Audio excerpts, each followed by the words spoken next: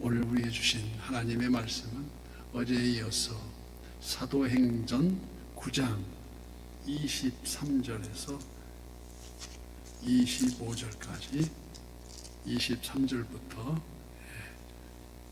같이 25절까지 같이 교독하겠습니다.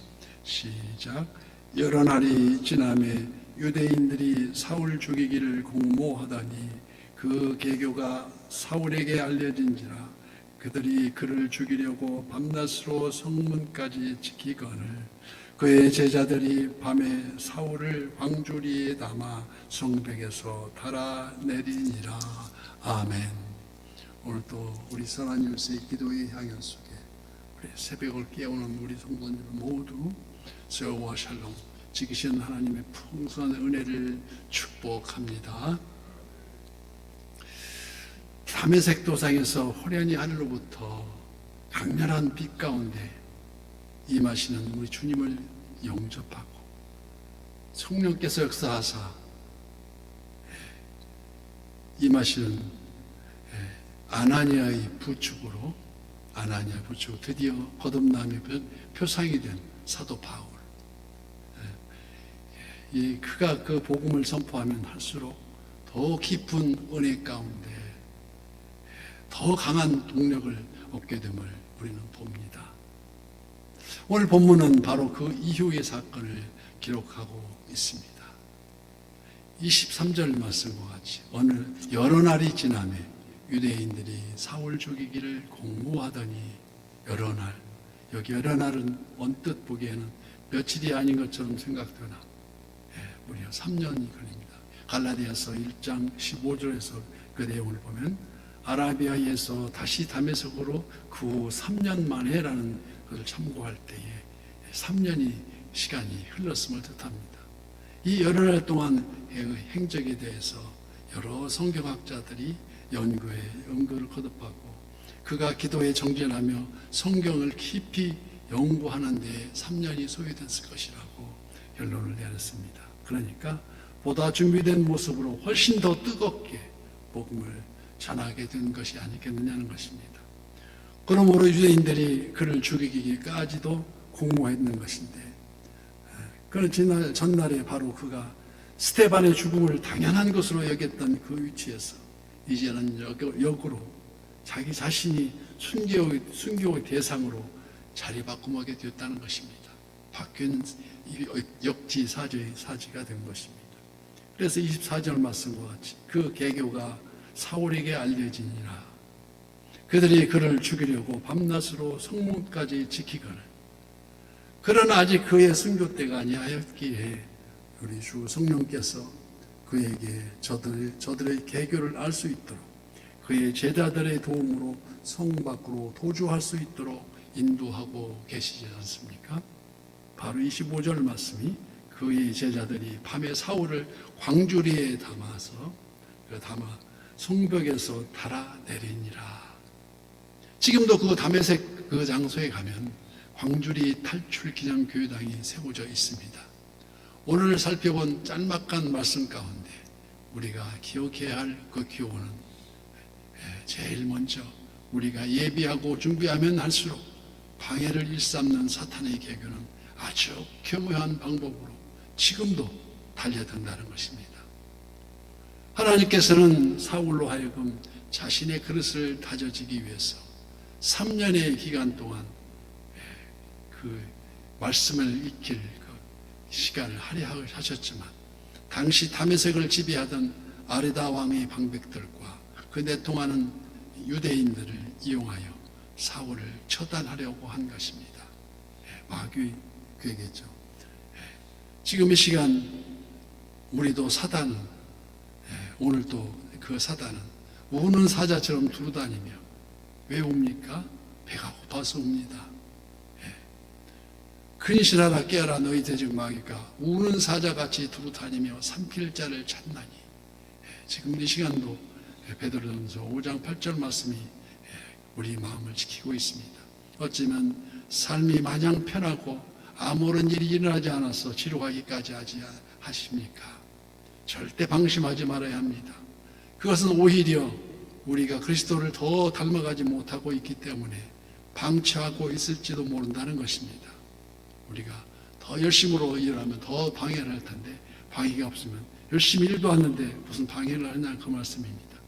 우리가 새벽제단을 쌓으면서 믿음의 확신을 가지고 간구의 기도와 말씀으로 한 걸음 성하기를 우리가 걷고 있으면 과연 하나님께서 주신 여호와 샬롬 그 평강 가운데에서 이루어지고 있는 것인지 우리의 마음에 되돌아봐야 한다는 것입니다. 아니면 하나님께로부터 점점 멀어져 가고 있으므로 사단이 그냥 이대로 방치해도 된다고 허용하고 있는 것은 아닌지 우리가 생각해 보자는 것입니다. 이를 모른 채 방치하고 있다면, 아니 이를 대비하지 못한다면 그 교회에 그냥 당할 수밖에 없는, 넘어질 수밖에 없는 진정 재앙의 전조가 될 수 있고 위기임을 스스로 깨달아야 한다는 것을 말씀하고 있습니다. 두 번째로, 그러나 우리가 지금 기억할 그 두 번째 말씀은 내가 사망의 음침한 골짜기를 다닐지라도 해를 두려워하지 않을 것은 주께서 나와 함께 하심이라. 주의 지팡이와 막대기가 나를 안위하시나이다. 지금도 나를 안위하고 계십니까? 주님 임재하심, 주님의 동행하심, 이런 오늘 본문의 사울과 같이 피할 길을 열어주시고 계십니다. 사울이 그한 3년이나 다메섹을 떠나서 있었으므로 충분한 정보조차 없는 상황 가운데서도 성령 하나님은 그들의 계교를 알게 하셨습니다. 그리고 지혜의 성령님은 로마서 8장 26절 말씀과 같이 이와 같이 성령도 우리의 연약함을 도우시나니 우리가 마땅히 기도할 바를 알지 못하나 오직 성령의 말할 수 없는 탄식으로 우리를 위하여 친히 간구하시니라. 그 말씀, 그 상황 가운데서 성령 하나님은 그들의 계교를 알게 하시듯이, 그리고 지혜의 성령님은 밤에 사울을 광주리에 담아서 성벽에 달아내려 그 무력함 속에서 깨닫게 하시는 말씀이 있는데, 그게 무슨 말씀입니까? 오직 예수님만이 우리의 길임을, 무기력함 가운데서 자기가 아무것도 할 수 없다는 것을 느낄 때에 비로소 우리에게 알게 해주신다는 것입니다.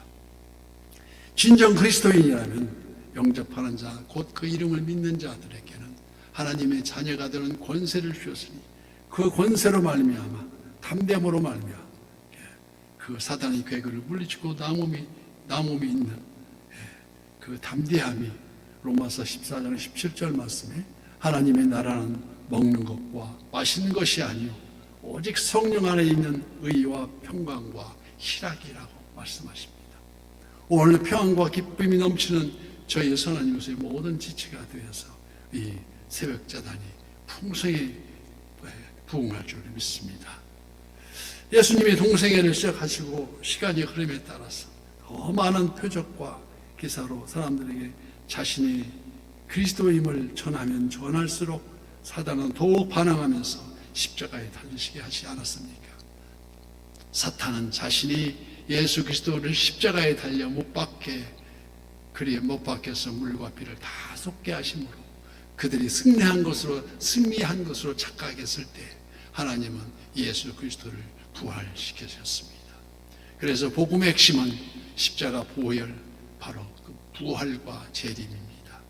이로 인해 사단은 완전 패망하게 되었고 다시 오실 재림이 그로 하여금 사단은 완전 파멸된 나머지 완전히 소멸될 것임을 성경은 분명히 증언하고 있습니다. 우리들 삶 역시 이미 사도 바울을 통해서 드러나는 이 땅 가운데 언제까지 그러했듯이 앞으로도 사단의 음모는 멈추지 않는다는 것입니다. 즉 예수님을 믿으니 무조건 만사 형통한다는 그러한 복이 아니라, 그런즉 너희는 먼저 그의 나라와 그의 의를 구하라. 그리하면 이 모든 것을 너희에게 도와주려 하신 우리에게 먼저 해야 할 사명이 있습니다. 그리하면 이 모든 것 나머지는 부수적으로 우리 성도와 신앙생활 가운데 생기는 여러 가지 환난과 핍박은 하나님이 잠시 머물 이 땅에서 허락하시는 환난과 핍박, 고난의 과정임을, 그래서 항상 날 구원하신 주 감사함을 느끼면서 오늘도 거기는 슬픔도 감사, 신한 주길에서 감사, 주 내 곁에 계심을 감사하는 이 고난을 없애주길 바라는 그 기도보다 이 고난을 잘 극복할 수 있는 지혜를 우리에게 주시옵소서. 오늘 또 새벽을 깨우면서 선한 유수의 모든 지체가 새벽 제단을 만난 예수님 이름으로 간절히 축복합니다.